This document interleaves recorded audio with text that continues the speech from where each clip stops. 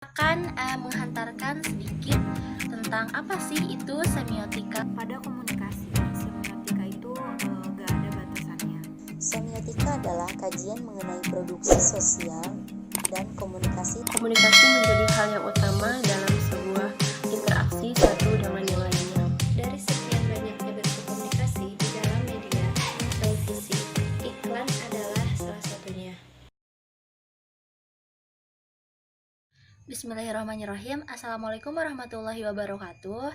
Nama saya Tika Kartika dari kelompok 4 mata kuliah semiotik. Kali ini saya dan rekan-rekan saya akan membahas tentang semiotika komunikasi. Sebelumnya saya menyampaikan semoga teman-teman yang ada di sana dimanapun berada selalu dalam keadaan sehat walafiat dan terhindar dari COVID-19. Dan juga jangan lupa untuk terus menerapkan protokol kesehatan sesuai anjuran dari pemerintah. Oke, kali ini saya akan menghantarkan sedikit tentang apa sih itu semiotika komunikasi. Nah, sebelumnya saya ingin mereview tipis-tipis tentang apa itu semiotika dan apa itu komunikasi.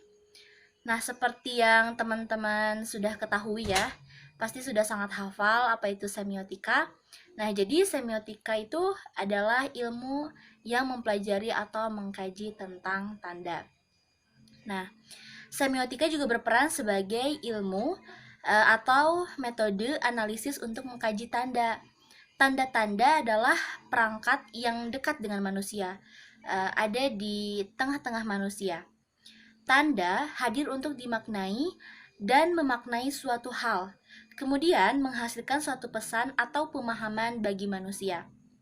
Semiotika pada dasarnya hendak mempelajari bagaimana manusia memaknai hal-hal tersebut. Nah, kan sudah beberapa minggu kita mempelajari tentang semiotika. Pasti teman-teman juga sudah kenal dengan beberapa tokoh yang mengemukakan pendapatnya tentang semiotika.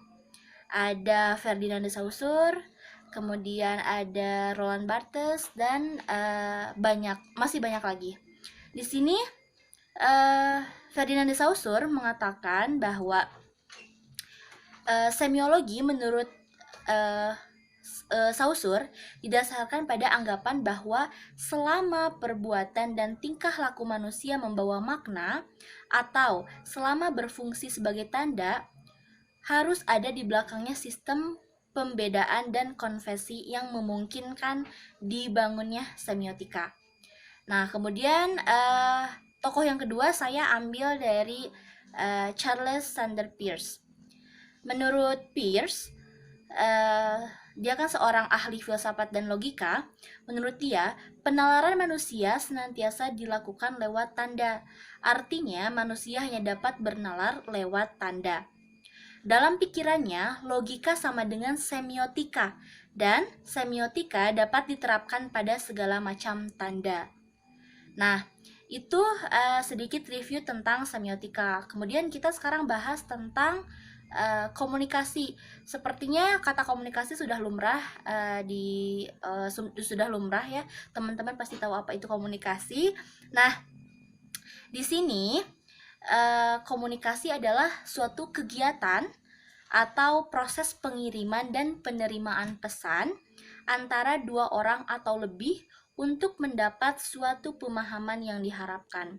Jadi komunikasi ini merupakan sebuah kegiatan ya, minimal dilakukan oleh dua orang, yaitu antara komunikator dan komunikan, dua orang atau lebih.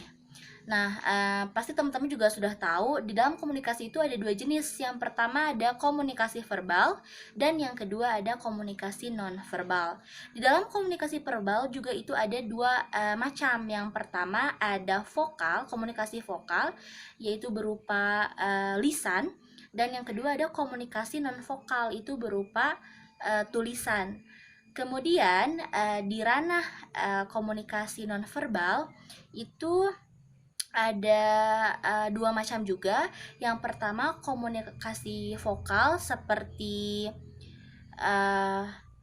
suara, kemudian desah, kemudian ada lagi jeritan. Nah, Kalau ranah komunikasi non vokal itu ada isyarat, kemudian isyarat tubuh ya, kemudian ada mimik muka, ekspresi. Nah, itu beberapa bentuknya. Oke, sekarang semiotika komunikasi itu apa? Nah, jadi pada kajian semiotika itu dibedakan menjadi dua. Yang pertama ada semiotika komunikasi dan yang kedua ada semiotika signifikasi. Nah, semiotika komunikasi ini menekankan pada teori tentang produksi tanda yang salah satu diantaranya mengkonsumsikan adanya 6 faktor dalam komunikasi. Yang pertama ada pengirim, kemudian penerima kode, ada pesan, ada saluran komunikasi, dan acuan. Nah, jadi apa sih relasi antara keduanya? Kita bisa simpulkan ya bahwa tadi semiotika itu membahas tentang tanda dan komunikasi itu adalah suatu hal yang di dalamnya bertujuan untuk menyampaikan pesan itu tadi. Jadi mereka berdua berkolaborasi, kemudian satu sama lain saling terikat untuk menyampaikan tanda-tanda tadi agar dapat diterima, dapat dipahami dan menghasilkan makna atau pemahaman sesuai yang diharapkan oleh bersama. Nah, itu saja yang bisa saya sampaikan. Nanti poin-poin selanjutnya akan disampaikan oleh rekan-rekan saya. Terima kasih. Assalamualaikum warahmatullahi wabarakatuh. Nama saya Sofa Marwati. Baiklah, untuk pembahasan selanjutnya, dikarenakan pembahasan kelompok kita adalah semiotika dalam bidang ilmu pengetahuan, maka kelompok kami akan memfokuskan pembahasannya menjadi semiotika dalam ilmu komunikasi. Nah, pada komunikasi, semiotika itu gak ada batasannya. Adapun beberapa contoh pengaplikasian semiotika dalam bidang komunikasi, diantaranya pengaplikasian terhadap media, periklanan, nonverbal, dan film. Nah, untuk yang pertama adalah media. Mempelajari media adalah mempelajari makna, dari mana asalnya, seperti apa, seberapa jauh tujuannya, bagaimana ia memasuki materi media, dan bagaimana ia berkaitan dengan pemikiran kita sendiri. Nah, untuk teknik-teknik analisisnya itu ada dua. Yang pertama, teknik kuantitatif, dan yang kedua, teknik kualitatif. Yang kedua, periklanan. Dalam perspektif semiotika, periklanan dikaji melalui sistem tanda yang ada di iklan tersebut. Nah, ada dua nih sistem tanda yang ada di periklanan. Yang pertama, tanda verbal, yaitu bahasa, dan yang kedua adalah tanda nonverbal, seperti bentuk dan warna yang disajikan dalam iklan. Nah, dalam menganalisis iklan, ada beberapa hal yang perlu diperhatikan. Yang pertama adalah penanda dan petanda, yang kedua gambar, indeks, dan simbol, yang ketiga adalah fenomena sosiologi, yang keempat adalah sifat daya tarik yang dibuat untuk menjual produk, yang kelima adalah desain dari iklan, dan yang keenam adalah publikasi yang ditemukan dalam iklan dan hayalan yang diharapkan oleh publikasi tersebut. Yang ketiga adalah tanda nonverbal. Nah, tanda nonverbal ini adalah tanda yang bukan berupa kata-kata atau bahasa. Nah, tanda-tanda tersebut digolongkan dalam berbagai cara. Cara yang pertama adalah tanda yang ditimbulkan oleh alam yang dibuktikan oleh manusia berdasarkan oleh pengalamannya. Yang kedua, tanda yang dihasilkan oleh binatang. Yang ketiga, tanda yang ditimbulkan oleh manusia yang bersifat verbal dan nonverbal. Nah, yang perlu kita garis bawahi adalah tanda nonverbal ini tidak memiliki makna yang universal. Hal ini dikarenakan tanda-tanda nonverbal memiliki arti atau makna yang berbeda bagi setiap budaya yang lain. Yang keempat atau yang terakhir adalah film. Nah, film adalah objek yang sangat relevan untuk analisis struktural dan semiotika. Pasalnya, film-film ini terbentuk oleh tanda-tanda, di mana tanda-tanda tersebut adalah mewakili sesuatu atau mewakilkan tentang gambaran-gambaran tertentu. Nah, yang paling penting dalam film adalah gambar dan suaranya yang menjadi tanda dalam film tersebut. Nah, mungkin dari saya dicukupkan sampai sini. Selanjutnya akan dibahas oleh teman saya yang lain. Terima kasih. Wassalamualaikum warahmatullahi wabarakatuh. Bismillahirrahmanirrahim. Assalamualaikum warahmatullahi wabarakatuh. Nama saya Wafakra Azizah, saya dari kelas 7G. Di sini saya akan menjelaskan tentang fungsi semiotika dalam komunikasi dari teorinya Roland Barthes. Menurut Roland Barthes, semiotika bukanlah suatu perkara, ilmu pengetahuan, disiplin ilmu, pembelajaran, pergerakan, atau bahkan teori, tetapi merupakan sebuah petualangan.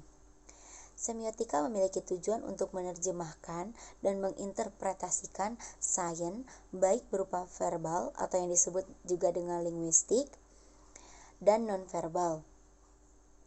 Barthes sendiri lebih memfokuskan kajian studi dan penelitiannya yakni pada aspek nonverbal seperti cultural meaning dan visual science. Semiotika adalah kajian mengenai produksi sosial dan komunikasi terhadap sistem tanda atau science system yang menganalisa berbagai hal yang dapat berdiri atas hal lain. Dengan kata lain, hal yang memiliki makna di baliknya. Adapun sains dalam semiotika komunikasi. Barthes menjelaskan bahwa sains tidak berdiri sendiri sebagai suatu tanda atau hal yang memiliki arti di baliknya. Namun, sains merupakan kombinasi dari signifier dan signified. Signifier adalah suatu hal, benda, bentuk, visual, atau apapun yang kita lihat dan diterima melalui panca indera. Sedangkan signified adalah makna yang kita terapkan, artikan, dan asosiasikan dengan hal yang kita terima. Salah satu contohnya yaitu ketika kita sedang berjalan dan menemukan ada bendera berwarna kuning terpasang di depan sebuah gang. Kita akan mengartikan keadaan tersebut bahwasannya ada orang yang meninggal. Mengapa kita tahu? Karena bendera kuning sudah menjadi tanda yang diketahui oleh semua orang, apalagi di kalangan remaja sampai dewasa, bahwa itu memang tanda adanya orang yang meninggal, tanpa diberitahu secara lisan maupun tulisan. Dalam hal ini, bendera kuning merupakan signifier dan orang yang meninggalnya adalah signified. Kita melihat bendera kuning yang berupa visual dan ditangkap oleh mata, dan penafsiran ada orang meninggal adalah pemaknaan yang kita kaitkan ketika melihat bendera kuning. Bendera kuning dan orang meninggal berkombinasi menjadi sebuah sains yang kita tangkap dan dipersepsikan maknanya. Adapun sains bagian dari sistem. Kapan sih pertama kali kalian mengetahui bahwa bendera kuning adalah tanda bahwa ada orang yang meninggal? Kalian mungkin sudah mengetahui hal tersebut dari kecil kan? Baik dari orang tua, kerabat, guru, teman, atau orang-orang lain yang berada di sekitar kalian. Hal ini menunjukkan bahwa sains tidak berdiri sendiri, melainkan bagian dari sistem yang terus terpelihara dan diturunkan dari generasi ke generasi. Karena kita tahu bahwa bendera kuning adalah tanda untuk orang yang meninggal, dan kita tidak sembarangan menggunakan bendera tersebut, apalagi dalam acara-acara tertentu seperti karnaval ataupun perayaan. Terima kasih, sekian dari saya. Selanjutnya akan dilanjutkan oleh teman saya. Setelah memahami mengenai sains dalam semiotika komunikasi dan sains bagian dari sistem, kita akan membahas sedikit tentang model sains yang dibuat oleh Charles Sanders Peirce. Peirce membentuk model yang menjelaskan unsur-unsur dalam sains yang disebut dengan triadic model atau model segitiga sains. Triadic model ini terdiri dari 1. Objek atau sesuatu yang dimaksudkan atau dituju oleh sains. Objek biasanya berbentuk benda fisik, namun bisa juga tindakan atau ide. Yang kedua, ada representatement atau signifier atau bentuk fisik dari sains yang kita terima melalui panca indera dan kita lihat bentuk aslinya atau bentuk sebenarnya. Yang ketiga, ada interpretan atau signified atau makna yang kita buat untuk signifier atau hal yang kita terima. Contohnya, ketika kita sedang mengobrol dengan teman dan ketika teman sedang berbicara, kita melakukan hal ini. Kita menempelkan jari telunjuk kita di depan mulut kita sendiri. Tanda yang diterima oleh teman kita adalah objeknya, sesuatu yang dimaksudkan atau dituju oleh sains. Sesuatu yang dimaksudkan adalah untuk berhenti berbicara. Yang kedua, representamentnya atau signifier atau bentuk fisik dari sains itu adalah apa yang teman kita lihat. Apa yang teman kita lihat adalah ketika kita menempelkan jari telunjuk di depan mulut kita. Jari yang dia lihat, jari yang kita tempelkan di depan mulut kita itu adalah representatement atau bentuk asli dari sains itu sendiri. Yang ketiga, itu interpretan. Interpretan adalah signified atau makna yang dibuat oleh teman kita setelah melihat objek dan representatement itu sendiri.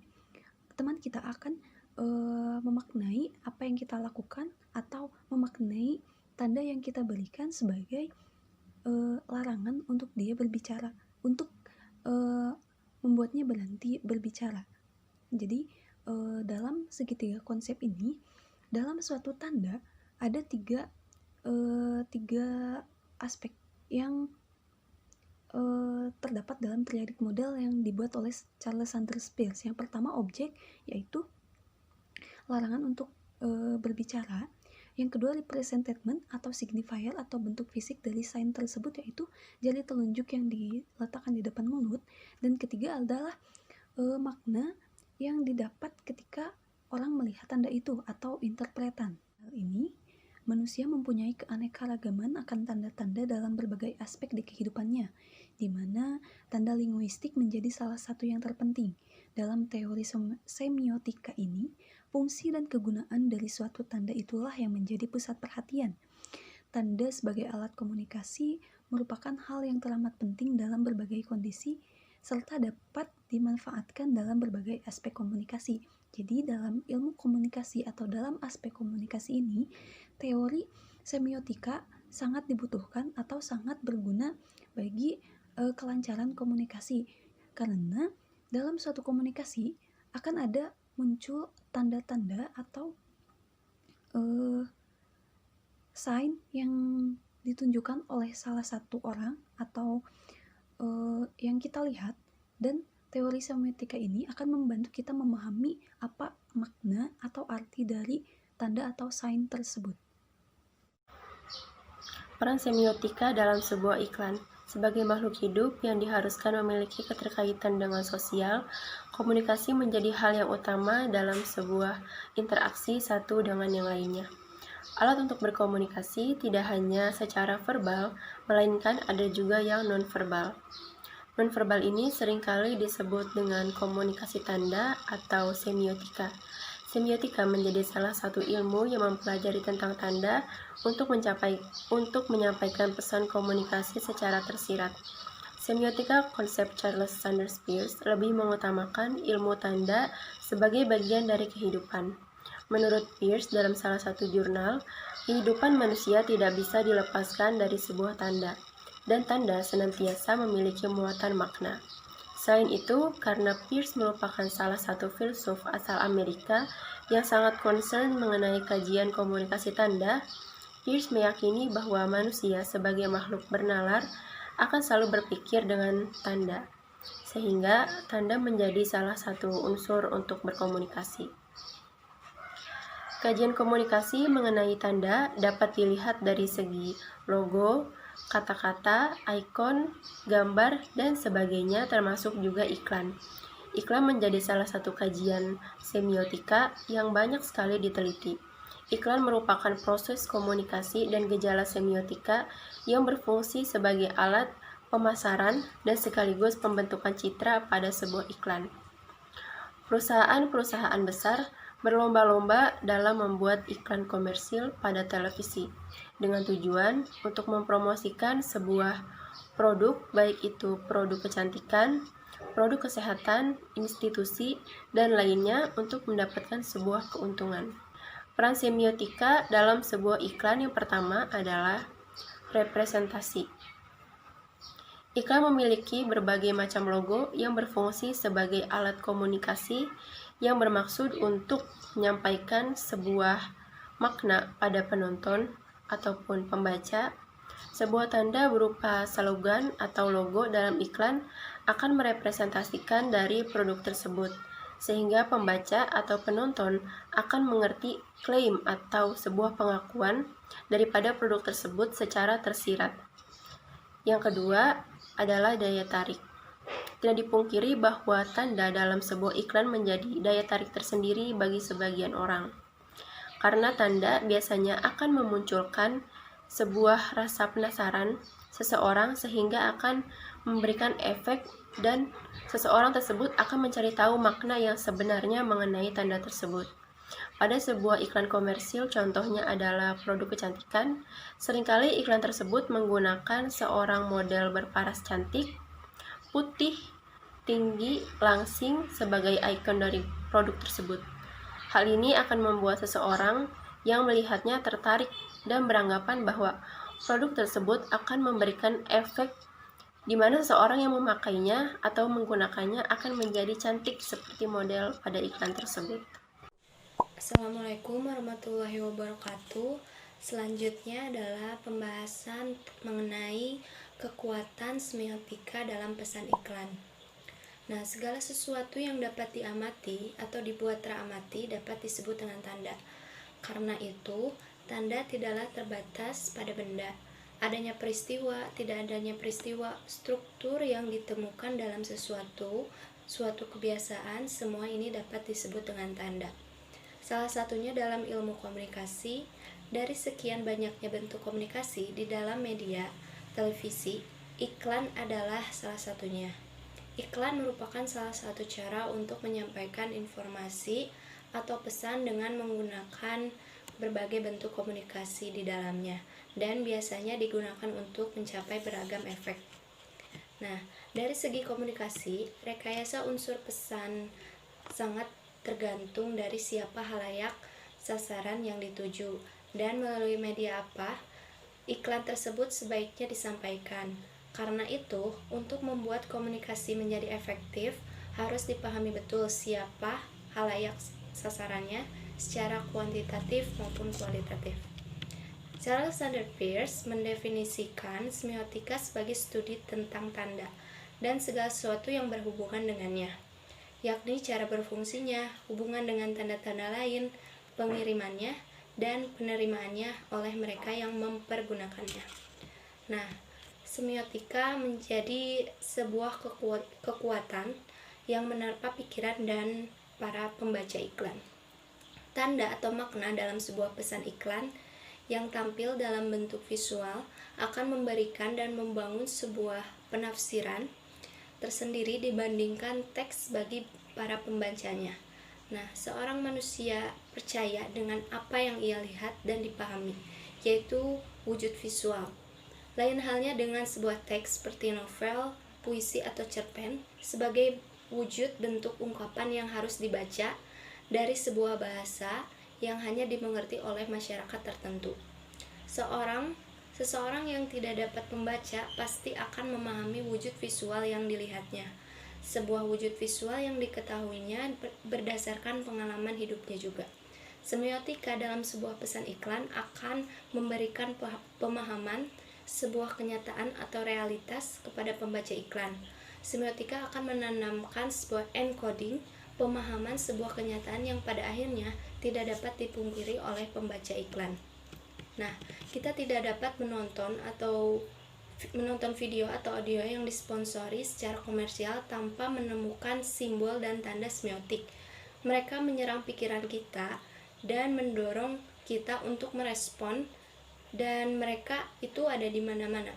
Pengiklanan menggunakan simbolisme untuk mempresentasikan layanan atau produk dan menggoda konsumen untuk membelinya. Ini lebih dari sekedar motivasi untuk membeli. Semiotika dalam periklanan sering kali mendorong kita untuk percaya bahwa suatu produk atau layanan akan meningkatkan gaya hidup kita. Ini menciptakan respon emosional. Nah, jika kita lihat contohnya di samping di PPT ini, jika kita mendengar sebuah produk kecantikan dengan merek Wardah, maka kita semua setuju akan persepsi sebuah kosmetik atau skincare untuk kalangan wanita yang menggunakannya, dan Wardah berhasil meraih masuk dalam pikiran manusia di seluruh Indonesia, yang semuanya tidak terlepas dari unsur semiotika dalam pesan iklan. Assalamualaikum warahmatullahi wabarakatuh. Selanjutnya saya akan menjelaskan analisis semiotik iklan produk kecantikan atau kosmetik Wardah. Pertama-tama, iklan televisi Wardah pertama kali ditayangkan pada tahun 2011 dalam bentuk iklan bersambung. Terdapat 3 versi. Yang pertama adalah versi kisah di balik cantik awal mimpi, kisah di balik cantik jatuh hati, dan yang ketiga adalah kisah di balik cantik halaman baru. Dalam presentasi ini saya akan menjelaskan versi kisah di balik cantik halaman baru. Sebelumnya teman-teman dapat melihat tayangan iklan Wardah kisah di balik cantik halaman baru seperti ini. Kalau pakai Wardah teratur, beda kan hasilnya?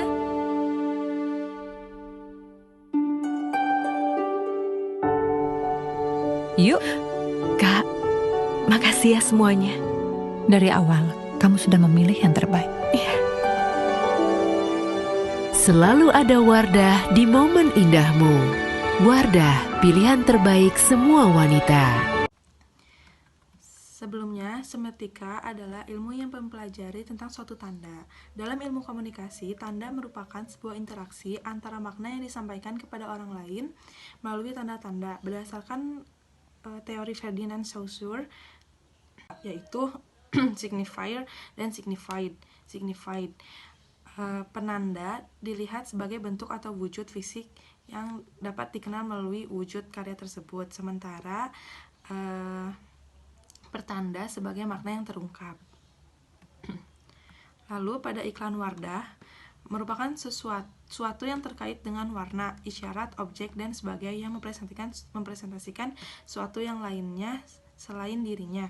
Petanda dan penanda merupakan bagian dari semiotik signifikasi tahap pertama. Sementara signifikasi tahap kedua, penanda akan dikaitkan dengan mitos budaya masyarakat. Seperti yang teman-teman lihat di samping saya, ini adalah pada iklan logo Wardah, pada video Wardah, produk Wardah. Signifier atau penandanya itu adalah kata-kata Wardah, kosmetik Wardah. Sementara signified dalam iklan tersebut adalah produknya.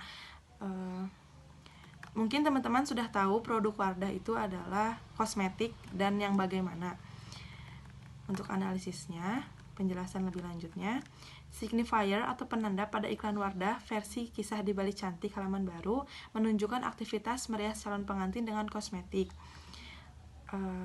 Atau itu produk Wardah, seperti apa itu produk Wardah. Lalu untuk signifiernya atau pertandanya yaitu bentuk fisik pada bentuk fisik kosmetik Wardah ini. Pada iklan Wardah versi cantik di balik cantik halaman baru terdapat pada detik ke-9 dan detik terakhir, yang mana merupakan gambaran dari produk kosmetik Wardah yang dipakai oleh calon pengantin pada iklan tersebut. Yang tadi adalah signifikasi tahap pertama. Lalu tahap keduanya, signifikasi yang dikaitkan dengan mitos budaya masyarakat, yang mana mitos pada iklan Wardah terlihat pada pemilihan warna putih.